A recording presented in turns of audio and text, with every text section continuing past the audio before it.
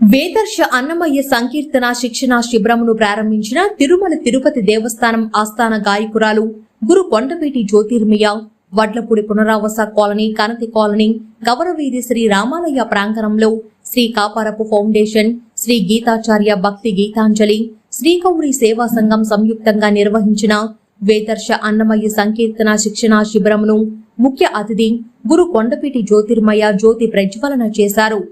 అనంతరం ఆమె మాట్లాడుతూ కలియుగంలో వెంకటాద్రిపై కొలువై శ్రీ వెంకటేశ్వర స్వామి సంకీర్తనలతో ముక్తి పొందిన శ్రీ అన్నమాచార్యులు అంతటి సంకీర్తన సులభుడై స్వామికి ప్రతీకరమైన అన్నమయ్య సంకీర్తనలను అర్ధ సహితముగా ఆనందభూతిని అందిస్తూ ఇంతటి మంచి కార్యక్రమాన్ని నిర్వహిస్తున్న నిర్వాహకులకు అభినందనలు తెలియజేశారు. నేటి యుగంలో సనాతన ధర్మాలు భక్తి భావనలకు దూరమవుతున్న యువతకు ఇటువంటి కార్యక్రమాలు పెట్టి వాళ్ళల్లో మార్పు తీసుకురావడానికి ఇటువంటి కార్యక్రమాలు ఎంతో దోహదపడతాయని అన్నారు. జ్యోతిర్మయి ఉపన్యాసిస్తూ దేవాలయాల్లో భజనలు పోటీదారులు పెడుతూ ఉంటారు. అలా భజనలు పోటీ ఎప్పుడు కూడా పెట్టకూడదు అని అన్నారు. దేవాలయాల్లో పూజలు చేస్తుంటే ఇంట్లో పూజలు చేస్తూ ఉంటాం, కానీ భగవద్గీత రోజుకు ఒక పేజీ అయినా చదివితే వాళ్ళకి మనసు ఎంతో మేలు చేకూరుతుందని విశ్వాసం ఉంది. ఈ కార్యక్రమంలో కాపారపు ఫౌండేషన్ ప్రతినిధి కాపారపు శివన్న నాయుడు, ఏడీసీ చైర్మన్ బలిరెడ్డి సత్యనారాయణ, భాస్కరభట్ల సత్యప్రసాద్ శర్మ, నిర్వాహకులు బెండి సత్యం, శీపాని రమేష్ బాబు, గన్నం రాజు, గిరిబాబు, పట్టారమ అప్పారావు, నాగమణి మరియు కనితి వడ్లపూడి ఉక్కనగరం అగనంపూడి గాజువాక బిహెచ్వి ఆరిన్లోవా మరియు వివిధ ప్రాంతాల నుండి భజన బృందాల ప్రతినిధులు అధిక సంఖ్యలో పాల్గొన్నారు. మే 24వ తేదీ వరకు సంకీర్తన యజ్ఞం 8 నిర్వహించబడతాయి. ఈ మహోత్సవం కార్యక్రమం సద్వినియోగం చేసుకోవాలని శ్రీగౌరీ సేవా సంఘం నిర్వాహకులు కోరారు.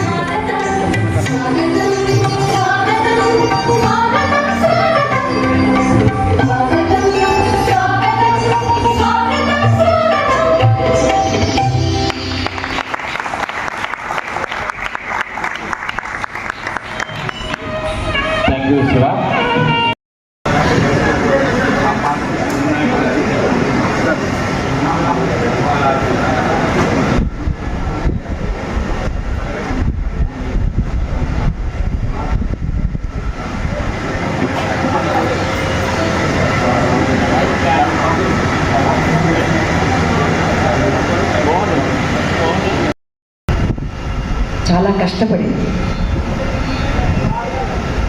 మీరందరూ పుస్తకం తెచ్చుకుంటారు, చక్కగా రాసుకుంటారు సంకీర్తన అని అనుకున్నా. అందుకని మొట్టమొదటి వర్డ్ అదే వచ్చింది నాకు. మీరు అందుకోసం రాలేదు, ఎందుకో వచ్చారు అని. That's fine, that's okay for me. నాకేది ఇబ్బంది ఏం కాదు.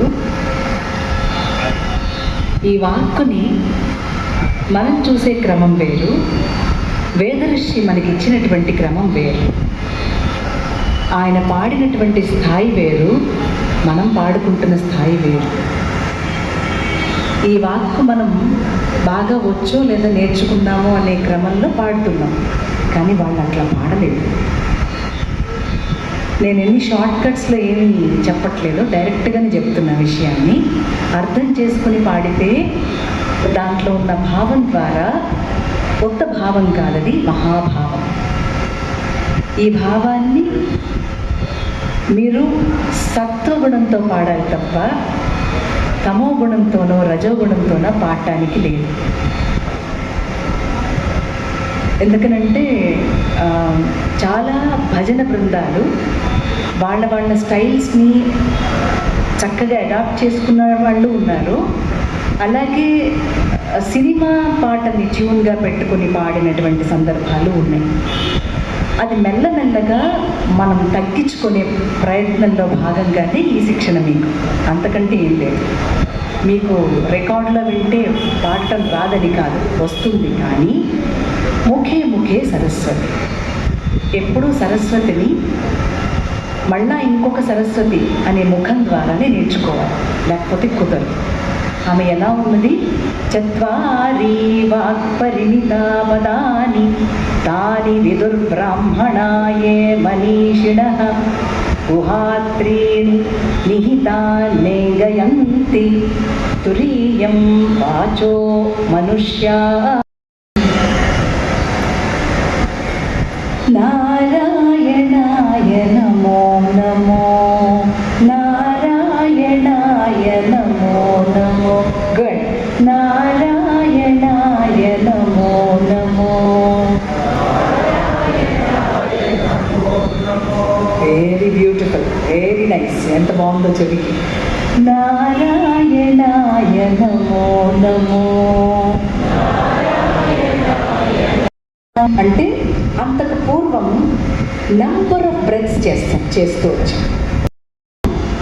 ఆ వెనకాల ఉన్న, ఆ వాక్కుకు వెనకాల ఉన్న 3 స్థాయిల్లో ఉన్న వెలుగుని మనకు చూపించడానికి, ద బ్రైట్ బ్రిలియంట్ లైట్, ఆ బ్రిలియన్స్ని మనకు చూపించడానికి వాక్కు ద్వారా ఆమె ఎంతో తాపత్రయపడుతుంది సరస్వతి.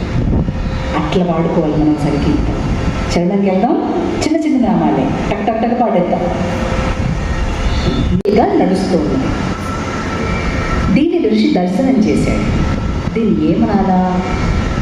ఇది నారములకు అయనము, నారములకు ప్రయాణము. అందుకని ఈయన పేరు నారాయణ. ఇప్పుడు ఈ నీళ్లు మీరు అనుకుంటున్న నీళ్లు కాదు. It is the cosmic water. ఈ కాస్మిక్ వాటర్ పైకి వెళ్ళటం రావటం అనే ప్రక్రియని మనం సముద్రము అంటున్నాం. సముద్రము అంటే అర్థమేమి? ముద్రలు కలిగినది అని అర్థం. అంటే సృష్టికి సంబంధించిన ప్రతి ఒక్క గుర్తు, ముద్ర ఆ సముద్ర గర్భంలో ఉంటుంది. అందుకని నారాయణుడు ఎట్లా ఉద్భవించాడు అని అంటే, ఆయన యొక్క ప్రయాణము మన ప్రయాణము ఒకటే. ఎందుకని? నారాయణుడే పుట్టాడు, నారాయణుడే వెళ్ళిపోతున్నాడు. కానీ జ్యోతిర్మయి పుట్టింది, జ్యోతిర్మయి వెళ్ళిపోయింది అనుకుంటా ఉంటుంది. ఇది మాయ. అవునా? ఈ మాయలో పడకుండా ఉండటానికి ఆయన యొక్క నామం, శబ్దం, శబ్ద బ్రహ్మ ఏ నామంతో వచ్చాడు? నారాయణ నామంతో వచ్చాడు. అది ఒక అర్థమైతే, ఇంకొక అర్థం నువ్వు ఎక్కడి నుంచి వచ్చావో అక్కడికి వెళ్ళిపోతావు. అది ఒక అర్థం.